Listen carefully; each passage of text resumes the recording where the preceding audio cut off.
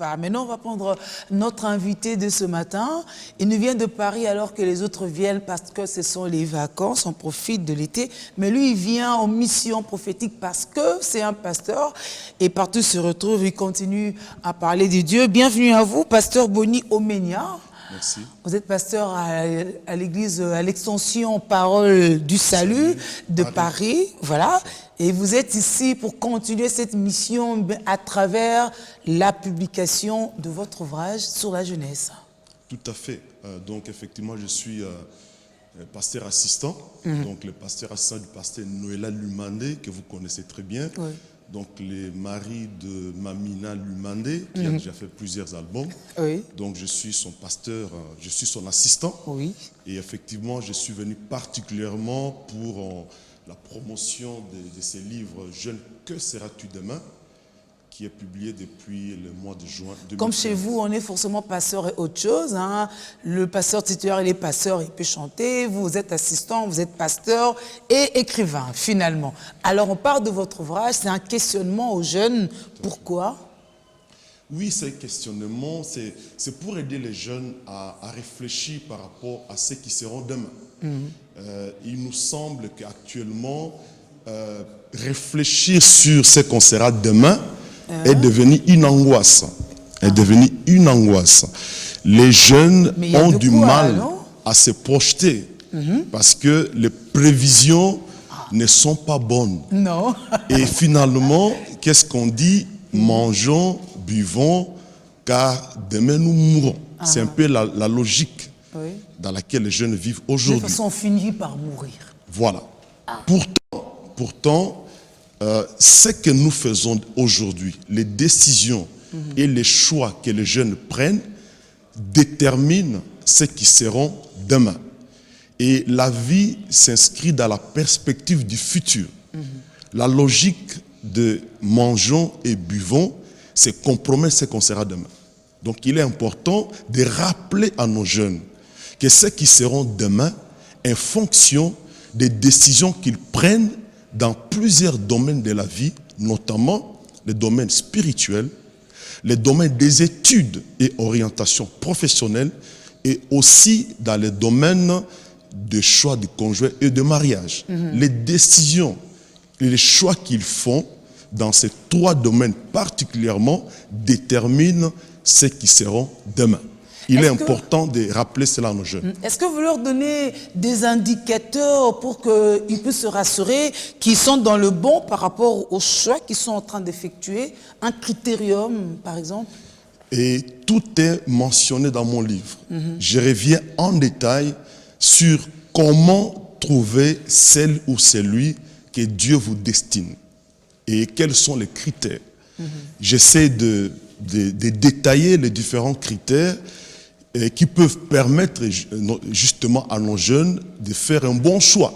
Parce que laissez-moi vous dire, on peut réussir dans ses études et aussi dans les domaines spirituels. On peut avoir des dons de l'esprit, on peut être un bon prédicateur, mais le fait d'échouer dans le domaine du mariage, ça peut compromettre votre vie. Donc, en ordre, vous voulez dire que ça, ce serait un domaine prioritaire, hein? Parmi les trois. Les trois sont importants. Au même niveau. Au même niveau. Laissez-moi vous dire, on peut faire de longues études, avoir de grands diplômes, mais à quoi servirait-il à un homme de gagner le monde s'il perdait son âme, disait Jésus. Donc c'est important. Nous avons des exemples de gens qui ont de grands diplômes, mais au niveau de l'éthique et du respect même de leur propre vie, c'est chaotique. Donc il est important, on a des diplômes, mais quand on a la crainte de Dieu, on peut être épargné de beaucoup de mauvaises décisions. Donc les trois domaines, les études, les choix du conjoint et aussi les domaines spirituels sont très importants. Il faudra que les jeunes réfléchissent sur les décisions qu'ils prennent dans ces trois domaines.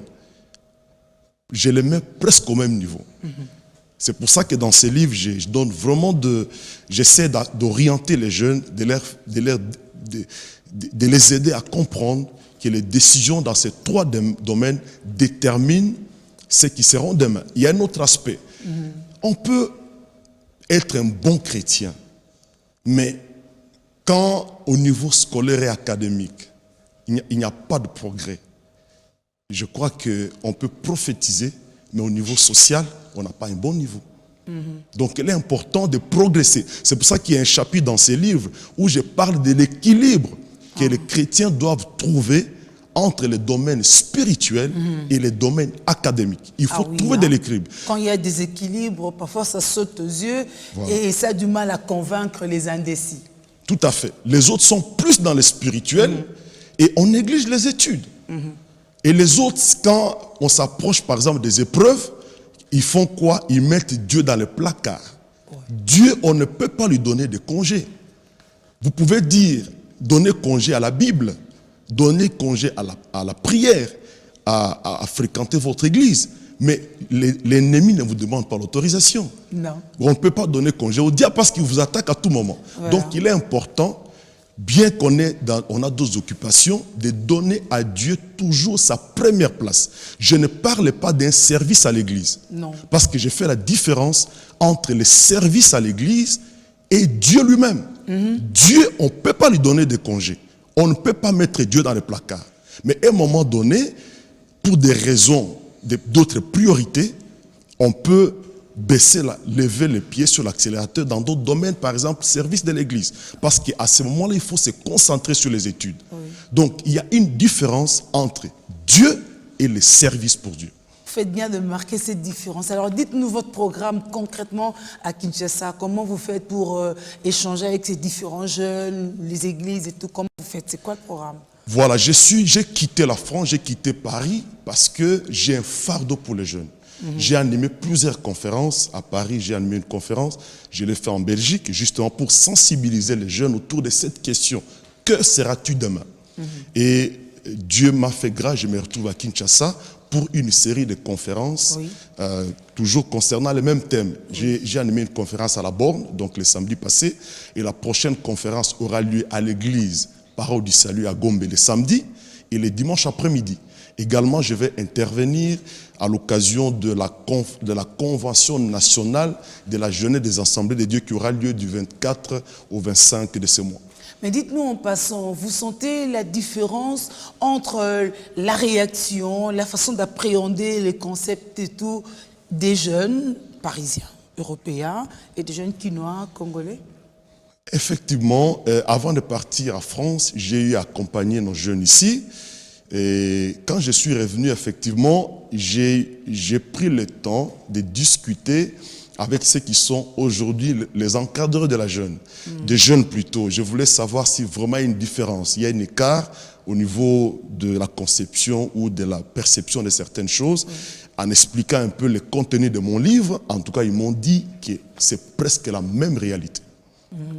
Donc, il n'y a pas un grand écart au niveau de fonctionnement entre nos jeunes qui sont à Paris et les jeunes qui sont ici au Congo.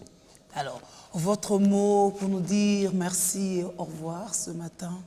En tout cas, je voudrais vous dire merci pour l'occasion et l'opportunité que vous me donnez justement de pouvoir parler de ce livre qui est très très important. Et c'est un livre incontournable pour nos jeunes. C'est un outil qui peut vraiment les aider. En fait, ils peuvent les avoir, les jeunes, ils peuvent avoir cet ouvrage. Les livres sont disponibles à l'église Parole du Salut à Gombe. Ils sont disponibles également à la Borne ici à l'UPN. UPN, ce n'est plus à l'UPN. Et voilà, donc ils peuvent trouver. Et aussi, on aura l'occasion de les vendre également à l'occasion de la Convention nationale de la jeunesse des Assemblées de Dieu. Mais je crois que le tout dernier mot serait quand même vos coordonnées téléphoniques, tant que vous êtes ici. Votre téléphone, votre email et tout ça, on peut échanger aussi à distance. Oui, pour tout contact, voir l'église Parole du Salut à Gombe. Appelez le secrétariat et vous pouvez facilement prendre contact avec moi. Je suis disponible parce que ce livre également concerne tout ce qui traite avec les jeunes. Les encadreurs, nous les appelons des référents.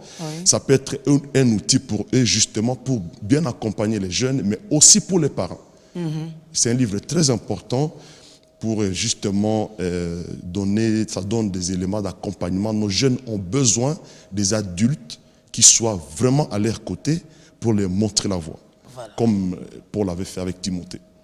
Voilà, jeune, que seras-tu demain? C'est l'intitulé de cet ouvrage très, très capital pour les jeunes que nous sommes, que vous êtes, pour les encadreurs aussi que nous sommes. Voilà, on vous dit encore une fois merci, pasteur Omenia, Boni d'être passé chez nous et bon succès dans le travail que vous faites pour le Seigneur et à très bientôt. Merci beaucoup, que Dieu vous bénisse. Qu'il vous bénisse aussi. Merci.